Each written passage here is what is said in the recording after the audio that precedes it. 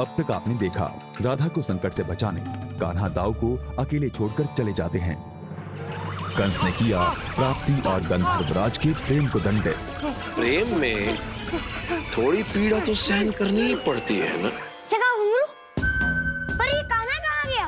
लगता है उसे मैया की याद आ गई होगी। यही सही अवसर है बलराम, हम रातों रात आपके बाबा से भी मिल लेंगे और किसी को पता भी नहीं चलेगा। बलराम से झूठ बोल घुंघरू उन्हें मथुरा की ओर ले जाता है। अब आगे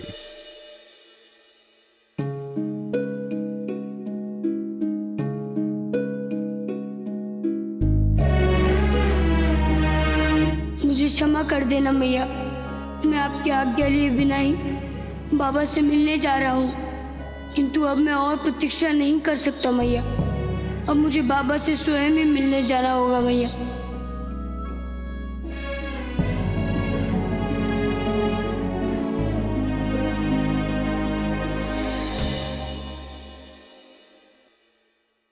बलराम,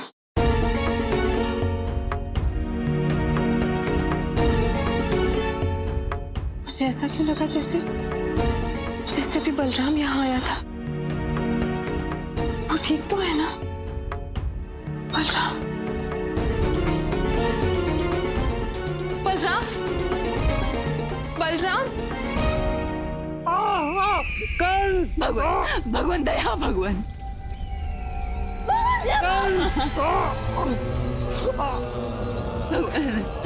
आपको जो दंड देना है मुझे दीजिए, इन्हें जाने दीजिए भगवान, इन्हें जाने दीजिए, इनका कोई दोष नहीं है। आप मुझे दंड दीजिए भगवान।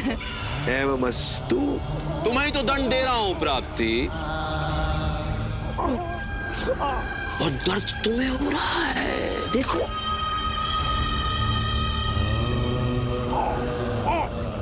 क्षमा भगवान, भगवान अब छोड़ दीजिए इन्हें, भगवान अब छोड़ दे। सचमुच प्राप्ति, छोड़ दो इसे? यही चाहती हो तुम? अब कौन पति होगा जो अपनी पत्नी की इच्छा के बाहर जाएगा? उठ।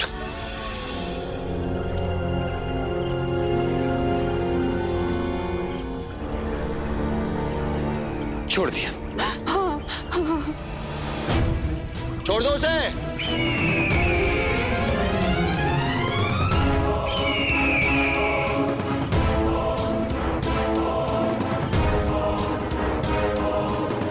इतनी दूर क्यों खड़ी हो अपने प्रेमी से? जाओ गले मिलो उसके, जाओ प्राप्ति।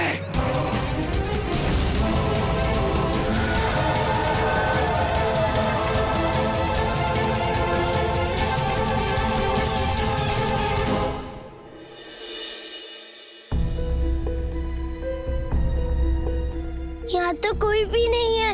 राधे राधे, गोपी कहाँ हो तुम? गोपी,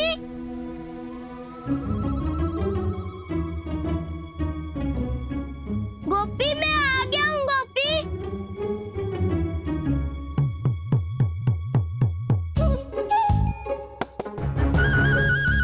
राधा किसी संकट में तो नहीं पड़ गई ना? वाले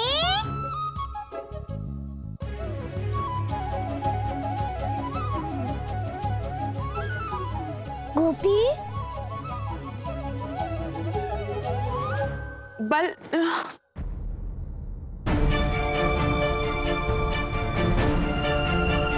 वहाँ बलराम नहीं है और कान्हा भी है। हे भगवान। गोपी तुम ठीक हो ना? गोपी, गोले हम राधा हैं। राधा ठीक नहीं, सदा ठीक रहती है। पर काका ने कहा तुम पर संकट है। नहीं गोले, काका ने तुमसे यह कहा कि राधा है संकट है।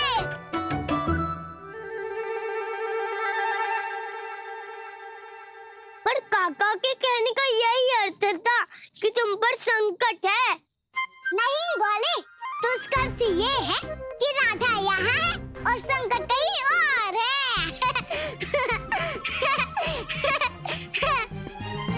गंधर्वराज, ये नहीं हो सकता गंधर्वराज, ये नहीं हो सकता। तो होना था सो हो चुका प्राप्ति, दुख का समय बीत गया।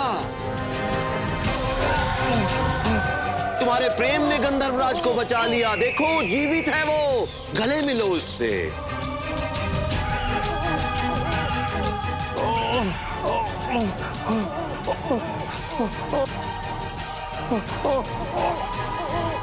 क्या हुआ प्राप्ति, गले नहीं मिल रहा अपने प्रेमी से? थोड़ा जल ही तो गया है ना। प्रेम तो आत्मिक होता है, दो आत्माओं का मिलन होता है, तो गले मिलने में संकोच कैसा? कैसा संकोच?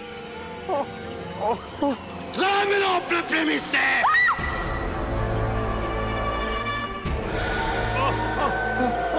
प्राप्ति, अभी तो गंधर्व राज का प्रेत बनना आरंभ हुआ है। अब तुम पल पल उसका प्रेत बनते देखोगी। उसके बाद भी यदि प्रेम बच गया तो मैं स्वयं प्रेम विवाह करवाऊंगा तुम्हारा। ये वचन है भगवान कंस का।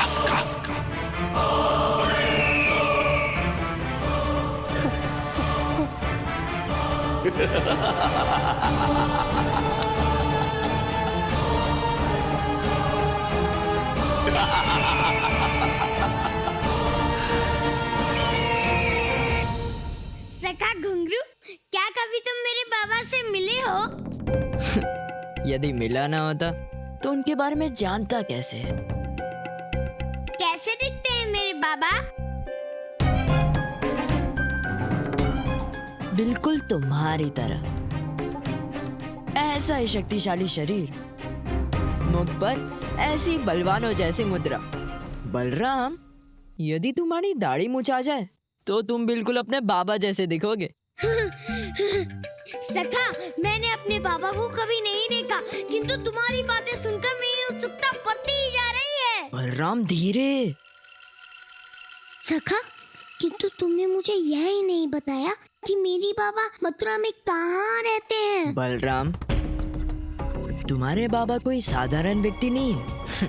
वो तो राजपुरुष है। वो राजमहल के ऐसे विशेष भाग में रहते जहाँ से सदैव सुंदर प्राकृतिक दृश्य दिखाई देते। सखा घुंघरू, यदि मेरे बाबा इतने महत्वपूर्ण व्यक्ति हैं, तो वह मुझसे मिलने क्यों नहीं आए? क्या वह मुझसे प्रेम नहीं करते? ऐसी बात नहीं है बलराम। तुम्हारे बाबा अपने जीवन में सबसे अधिक प्रेम तुमसे ही करते और वो तुमसे मिलना भी चाहते। बस ये समझ लो कि उनके पैरों में कर्तव्य की बेड़ियां बंधी हुई है।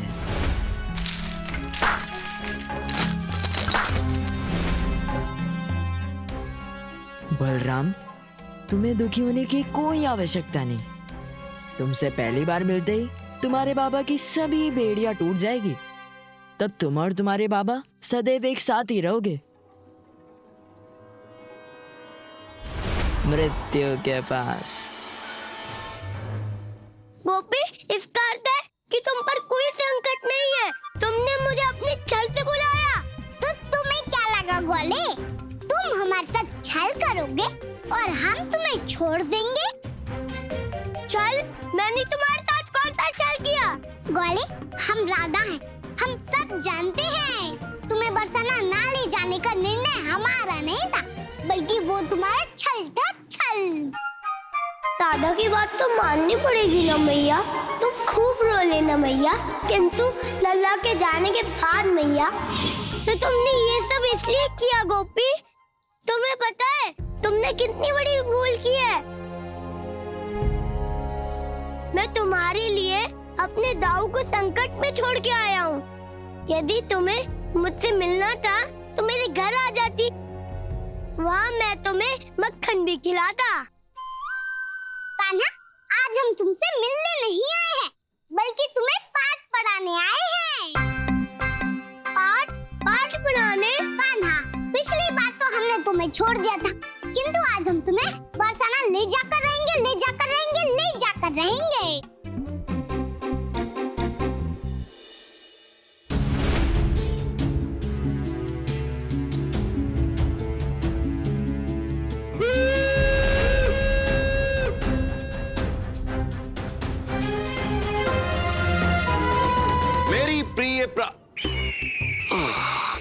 गंधर्व प्रिय प्राप्ति, मैंने तुम्हारी इच्छा पूरी कर दी। अब ये गंधर्व राज सदैव तुम्हारी आंखों के समक्ष रहेगा और तुम पल पल इसे प्रेत बनते देखोगी। जितनी पीड़ा इसे होगी उतना ही तुम्हारा प्रेम बढ़ेगा। तुम दोनों को भगवान कंस का आशीर्वाद। तू अधर्मी है, तू अत्याचारी है, अत्याचारी जैसा संसार में कोई दुराचारी नहीं। तू भी मरेगा, तू भी मरेगा, इससे भी बुरी मौत मरेगा, तू ही मौत मरेगा तू। यही तो मैं चाहता था, मेरी प्रिय पर गंधर्व प्रिय प्राप्ति, कि तुम्हारा क्रोध शांत हो जाए। क्योंकि किसी को मारने का आनंद तब नहीं आता जब वो मरना चाहता है, तब आनंद आता है जब वो जीना चाहता है। जब उसका क्रोध बाहर आ जाए और वो जीवन से प्रेम करने लगे। मैं भी तुम्हें तब मारूंगा, चिंता मत करो। आशीर्वाद। भद्राक्ष,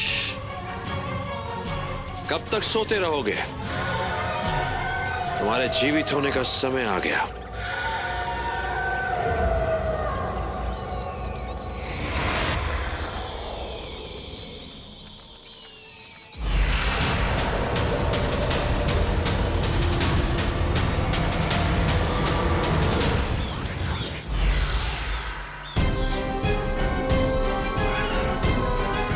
महाराज कंस की जय। भद्राक्ष, महारानी प्राप्ति और उनके प्रेमी गंधर्व राज तुम्हारे अतिथि हैं। सत्कार करो अपने अतिथियों का।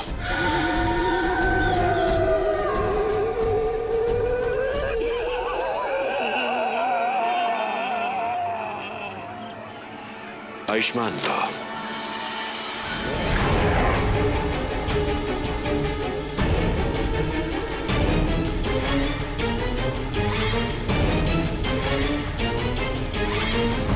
गोपी, समझने का प्रयास करो। मैं अभी बरसाना नहीं जा सकता। मत भूलो गोले, तुमने हमें वचन दिया है। तुम्हें हमारे साथ बरसाना चलना ही होगा, चलना ही होगा, चलना ही होगा। गोपी, मैंने कहा था मैं तुम्हारे साथ बरसाना जाऊंगा, पर ये तो नहीं कहा था ना कि कब जाऊंगा। मैं तुम्हें मना नहीं कर रहा गोपी, पर अभी मुझे दाऊ के पास जाना है क्योंकि उनका जीवन संकट में है। गोले, उस बार मैया और इस बार दाऊ हम सब समझते हैं, किंतु इस बार हम तुम्हें कुछ छल नहीं करने देंगे। इसीलिए तो हम बैलगाड़ी लाए हैं। तुम्हें हमारे साथ चलना ही होगा, चलना ही होगा, चलना ही होगा। बलराम, बलराम, बलराम, कान्हा, कान्हा, बलराम, बलराम। कहाँ के दोनों? अरे, ये तो रोहिणी काकी का सवार है, पर वो मेरे साथ दाऊ को क्यों ढूंढ रही है? बलराम, कहीं दाऊ पर कोई संकट तो नहीं?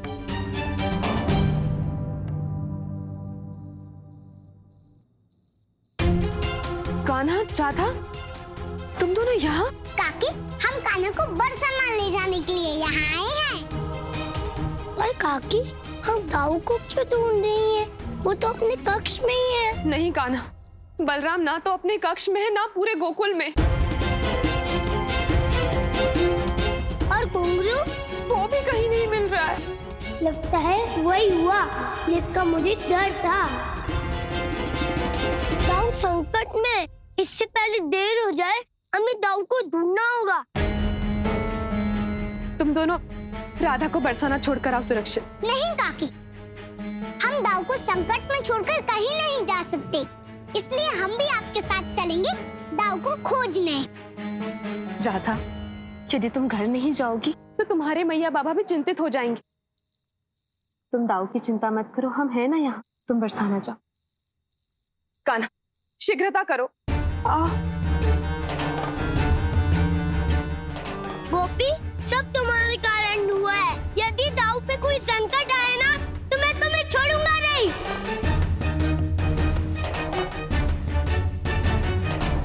हम राधा हैं और हम ये नहीं समझ पा रहे कि दाऊ आधी रात को कहाँ जा सकते हैं।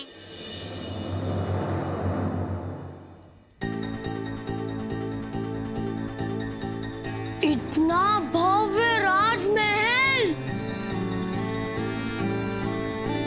सखा घुंघरू, तुम्हें यकीन है ना कि मेरे बाबा यहीं रहते हैं? मुझे तो पूर्ण विश्वास है। पर क्या तुम्हें अपने सखा पर विश्वास है बलराम? पर सखा घुंघरू, वो राज में किस पद पर है?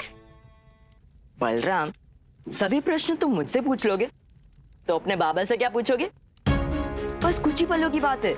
फिर तुम्हें जो पूछना है सीधे अपने बाबा से ही पूछ लेना। तुम्हें तुम्हारे सभी प्रश्नों के उत्तर मिल जाएंगे। चलो बलराम।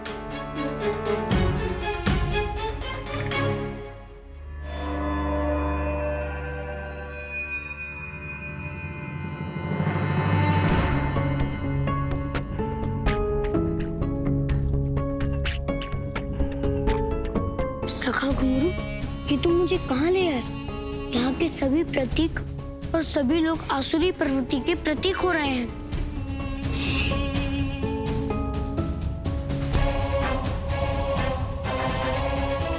महाराज कंस की जय हो। महाराज, मैं उसे ले आया हूँ जिसे आप वर्षों से ढूंढ रहे थे।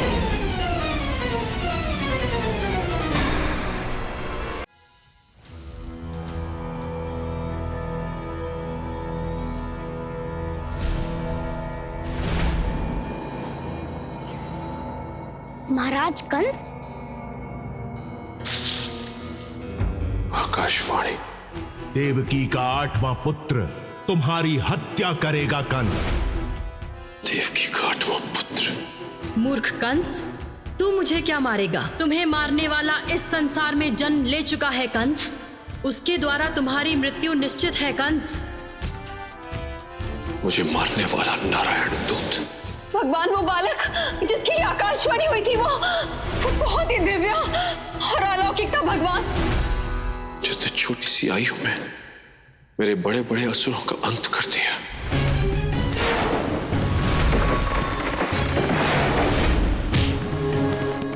इसने मेरे जीवन की दिशा और दशा दोनों बदल दी। जिसकी इतने वर्षों तक मैंने एक तक प्रतीक्षा की थी, मेरी सभी समस्याओं का एक ही समाधान, बलराम। तो ये है वो कंस जो हमारे गोकुल में असुर भेजता है। परंतु ये मेरे बाबा को कैसे जानता है?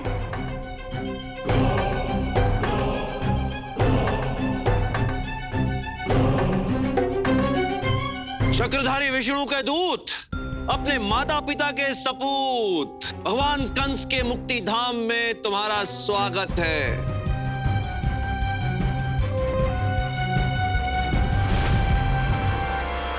संभालिए अपने आप को रोहिणी दीदी, कुछ नहीं होगा। मैंने सब कहीं देख लिया, किंतु मेरा बलराम कहीं नहीं है। मैं कितनी बुरी माँ हूँ, मैं कितनी बुरी माँ हूँ। नहीं दीदी, आप ऐसे मत कहिए, मिल जाएगा बलराम। भाभी, आप चिंता न करें। मैंने सारे ग्वालों को बलराम की खोज में भेज दिया है। वो जहां भी होंगे अवश्य जल्दी लौट आएंगे। नहीं नंद बाबा, मेरा बलराम नहीं मिलेगा। वो मुझसे दूर चला गया है, वो मुझसे रूठ गया है, वो मुझसे रुष्ट होके चला गया है। यशोदा। नहीं दीदी, बलराम कभी किसी से रुष्ट नहीं हो सकता, वो शीघ्र ही आ जाएगा। नहीं यशोदा, कल वो मुझसे अपने बाबा के बारे में पूछ रहा था। मुझे उसे सब सच सच बता देना चाहिए था। राजधर्म निभाते निभाते मैं ये भूल गई कि मैं एक माँ हूँ। अब मैं खुद को कभी क्षमा नहीं कर पाऊंगी, मैं कभी क्षमा नहीं। आप दुखी मत हुई काकी, आपकी कोई भूल नहीं है। दाऊ आपसे रुष्ट होकर कहीं नहीं गए हैं। अभी तो मुझे लगता है वो किसी असुर के साथ गए हैं। असुर? कान्हा, तुम भी ना कुछ भी कहते हो। अभी असुर कहाँ से आ गए? मैं उसे जानता नहीं हूँ भैया, किंतु मुझे पूरा विश्वास है कि उत्कच के मरने के बाद कंस मामा ने एक और नया असुर भेजा था। एक बार तो वो दाऊ को सम्मोहित कर जंगल तक ले गया था।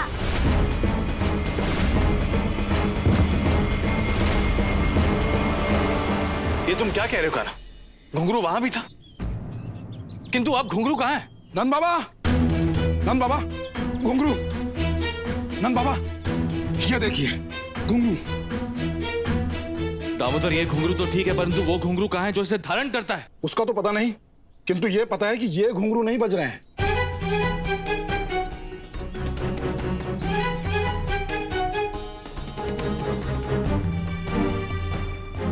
ये तो मोतियों के घुंघरू हैं, और ये तब बजते हैं जब कोई यक्ष इन्हें धारण करे। इसका अर्थ ये कि वो कोई साधारण बालक नहीं था, कंस का भेजा हुआ यक्ष असुर था।